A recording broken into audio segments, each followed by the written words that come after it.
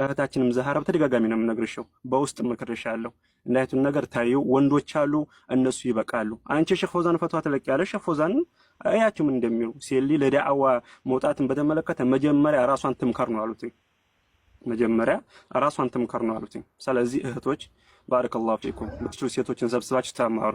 ከዚያ ውጭ በተረፈ ሴቶችን ውጡ እያላችሁ ተናገሩ ያልን እድል አንስጥ፣ መከልከል እንኳን ባንችል። እናም ምንም በተቻለ መጠን እኔ በውስጥ ስለመከርኳት ነው ዘሃራን ፊቷንም ነግራችሁ በውስጥ ምክርያታለሁ። እኔ ዘሃራን አሁንም የምናገረው ግድ ሙራዲም ተናገሪ ስላለ ይሄን ነገር እንዳይደግመው ነው የምናገረው ማለት ነውና ለምን ከለከለኝን ማስረጃ እስቲ ከቁርአንና ከሐዲስ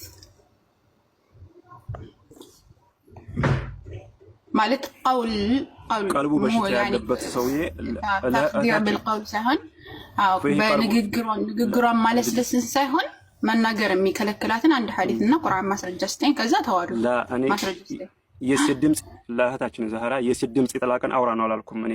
ላኪን ድምጽሽ አንቺ ግን ይፈትናል። ድምጽሽ በጣም ነው የሚፈትነው። አሁን ምሳሌ ያንቺ ድምጽ ይፈትናል። ብዙ ወንዶች በማስተማር በተመለከተ አቂቃ ነው ቴሌግራም እና ማስተማራቸው። ምክንያቱም የሚመጣው ቴሌግራም ገብተሽ ወይም የሆኑ ክርስቲያን ሴቶች ካሉ ክርስቲያኖቹን እዚያ ግሩፕ እያስገባችሁ የሚቻላችሁትን ነገር አስተምሩ። መልካም ስራ ነው። አማ በሶሻል ሚዲያ እየወጡ በተለይ ወንዶች ባሉበት ለሙእሚን ሴት በተለይ አቂዳዋ ሰለፊ የሆነ ሴትዮ በሚንሃጇም በአቂዳም ጥርት ያለ ሴት ወንዶች ባሉበት ቦታ አታወራም። አይነል ሀያ የሚባለው ምን አይደለም።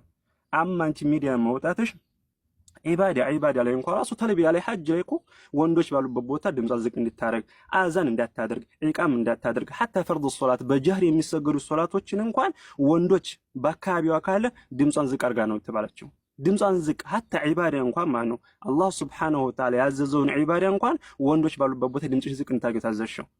እምትሰሪው ስራ እንከር እያረኳለ መልካም ስራ ነው። ላኪን ግን ከመሰለው መፍሰዱ የበዛ ነው። ማድረግ የለብህም። ግልጽ ነው የምነግርህ።